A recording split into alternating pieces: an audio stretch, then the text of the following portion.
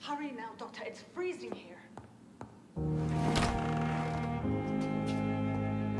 Dr. Swansea asked me to collect you, Dr. Reed. Hurry up! Yes, Nurse Crane? How can I help you? I'm so sorry. I know Dr. Swansea wanted you to rest, but we have somewhat of a crisis. A crisis, you say? Our supply of antiseptics is nearly depleted. I was hoping there was another box up here, but...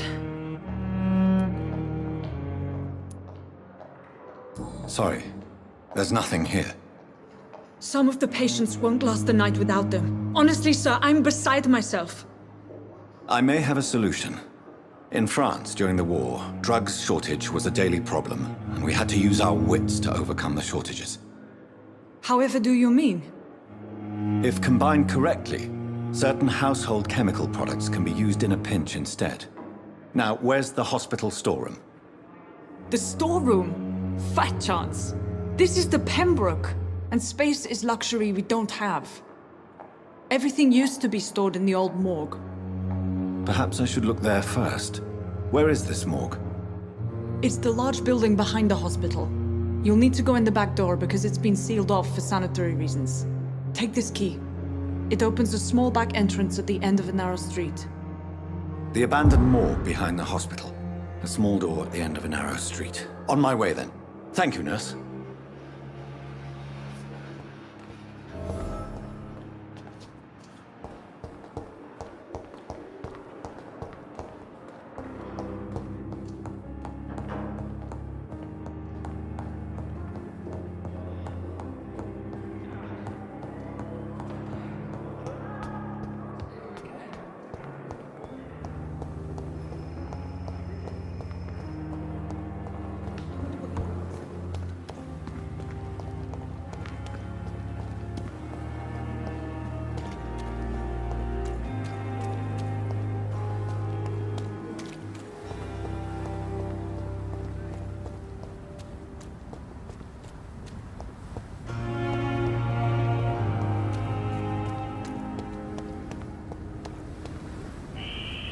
Scowl voices in the garden. I should investigate. If they were to find somebody.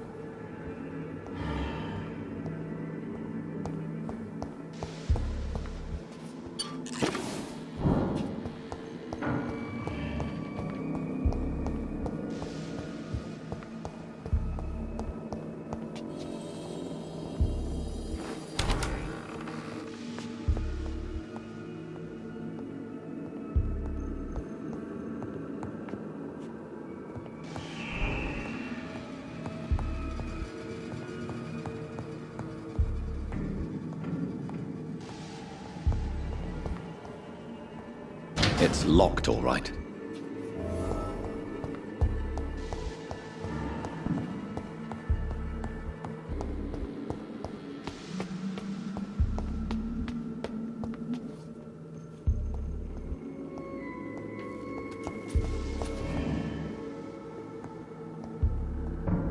Balls of Mars. Fortifiers. As popular as they are ineffective. But they do contain iron tartrate, and that might prove itself useful.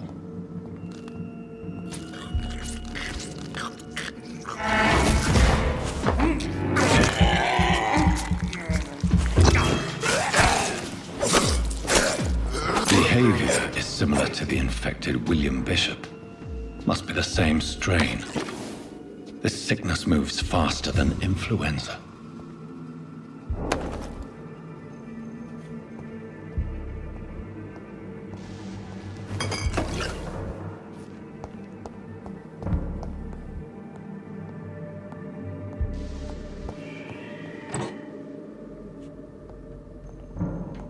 This key will surely grant me access to the basement.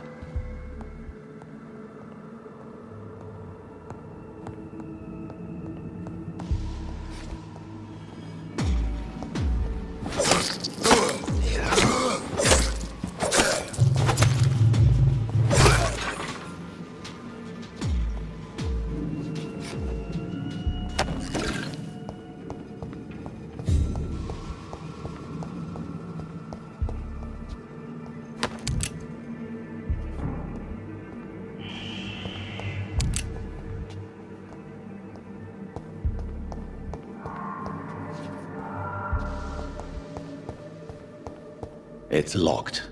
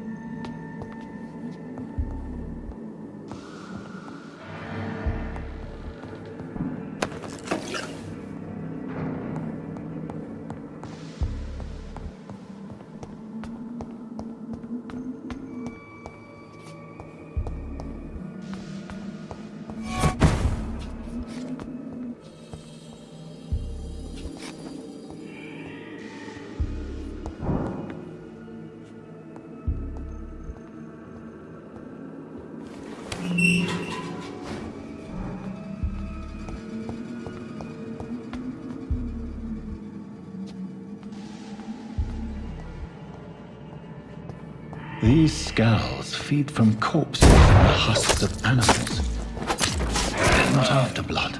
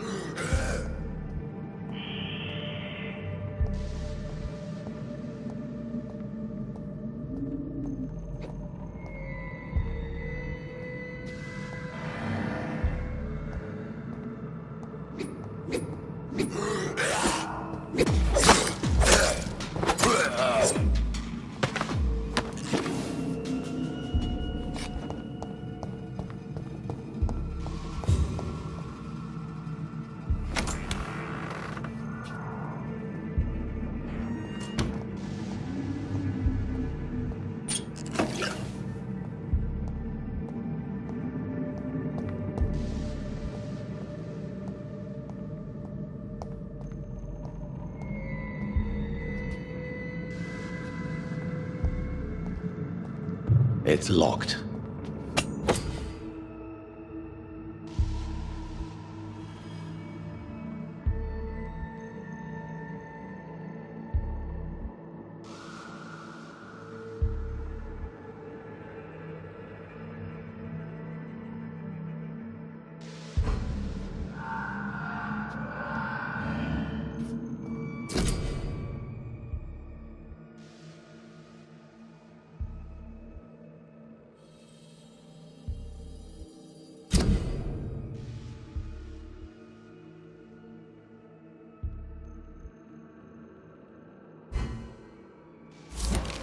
Mr. Connor's injuries don't match the report.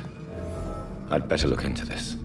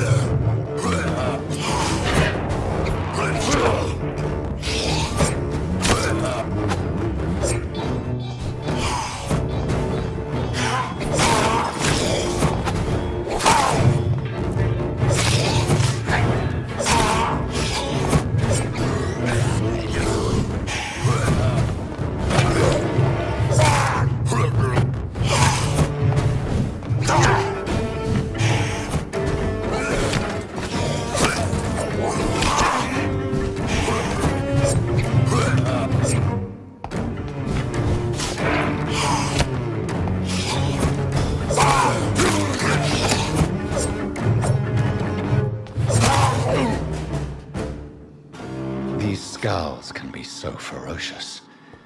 I'm not sure I can defeat them without becoming stronger. To drink blood is so tempting.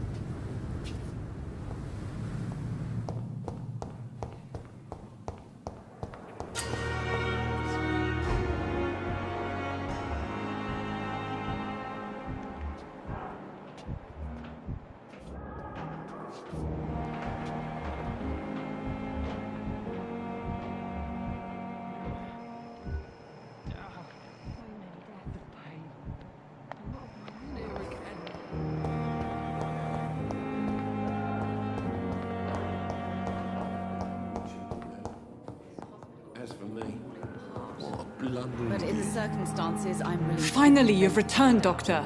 Did you find anything of value? Yes, nurse. You've worked your first miracle, Doctor.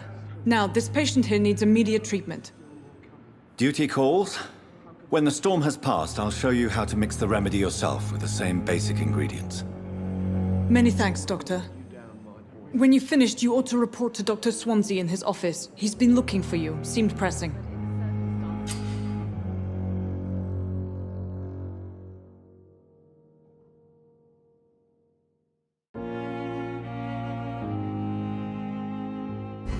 To give him the benefit of the doubt.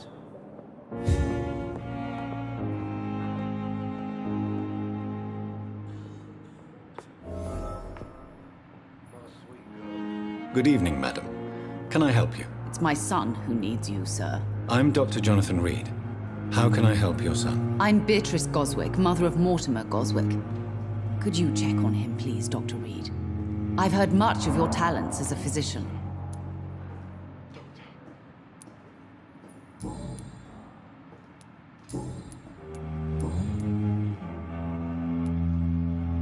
What can you tell me about yourself, Mrs. Goswick?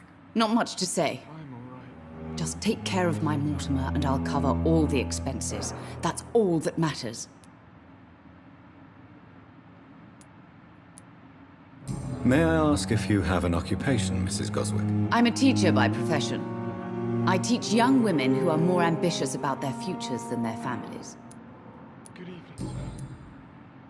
Doctor. What do you think of your reception here?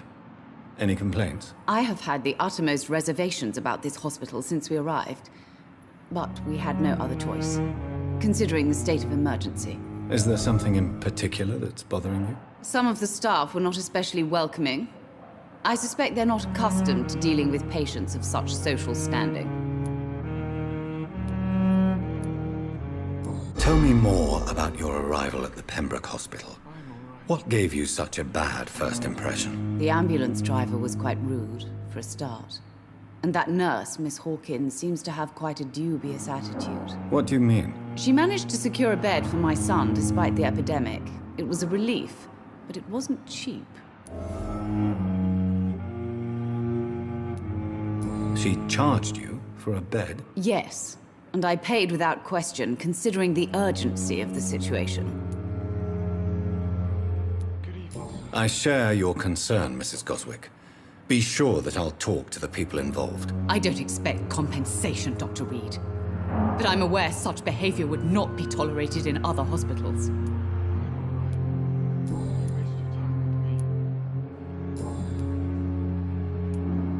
Goodbye, Mrs. Goswick.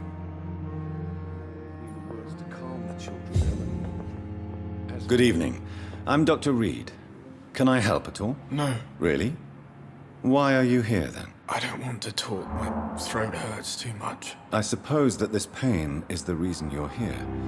Is someone taking care of you? Yes. And no. Could you at least tell me your name, sir? Mortimer. Mortimer Goswick.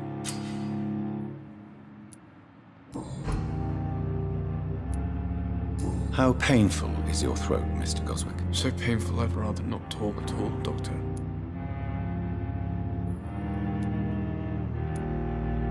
I'm sure you realize a doctor and his patient have to communicate, sir.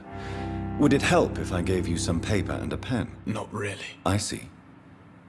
Then maybe it's not just your throat that hurts, Mr. Goswick. Perhaps your sore throat is just the consequence of something more hurtful. Yes, maybe. But I don't want to talk or even write about it now. Why did your mother have you hospitalized here? She seems convinced this is a bad hospital. My mother just wants the best for me. She won't rest while I'm here. She'd go all the way to hell and back to help me. Pembroke Hospital may look unorthodox, but rest assured you're in good hands here. It's not me you have to convince, Dr. Reed. It's my mother. Is your mother bothering you? As your doctor, I can ask her to leave you alone if you would prefer. That's tempting, Doctor. But you have no idea what my mother is capable of. She would tie herself to my bed if you asked her to leave.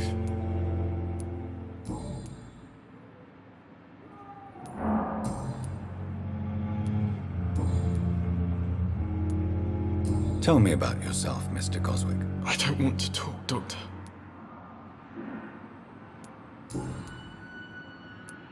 I have to go now, sir. But don't hesitate to contact me if you need any help. Good evening, sir. Doctor.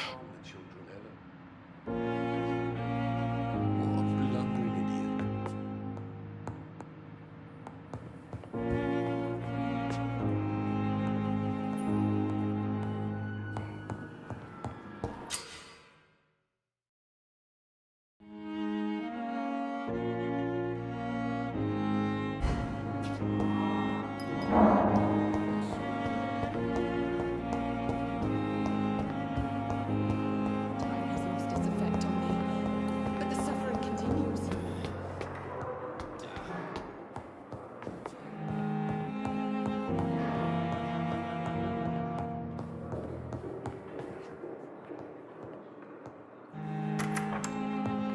Please, Jonathan, come in. Fascinating, is it not? In the last decade, so many mysteries have been brought to light with our microscopes. The human body, biology's penultimate frontier. The more we explore its boundaries, the less we're able to trace a clear line between life and death. You, my friend, have a foot in both countries.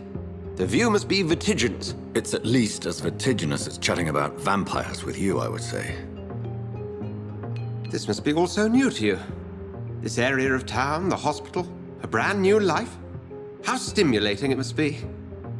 I wish I could share your enthusiasm, Dr. Swansea, but my condition defies scientific categorization. Undead? Unalive? Immortality defies logic. I cannot express my thrill at this serendipitous turn of events. The world's most eminent specialist in blood transfusions, a vampire. One might say a gift from heaven.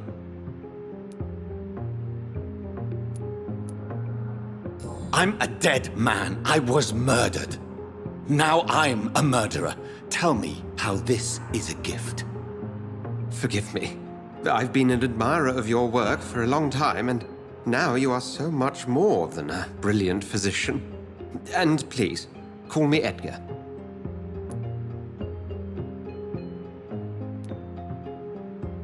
There is no need to apologize, Edgar.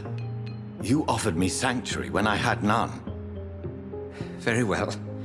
I have a task for you, Jonathan. Something that will require all your newfound skills. Please, go on. The Pembroke only survives through the generosity of our benefactors. Unfortunately, our main donor has found herself in a bit of a bind.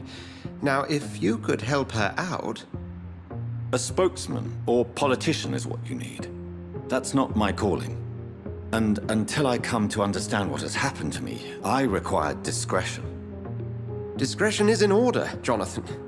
Lady Ashbury has recently received rather indelicate correspondence that, if revealed, would jeopardize her position. And you would like me to eradicate this threat? By the stole, of course not. I would just like you to pay her a visit. Her ladyship is certainly near the tents outside, tending the sick. You can't miss her. Look for someone impossibly delicate. Accepted. I'll see what kind of trouble Lady Ashbury is in.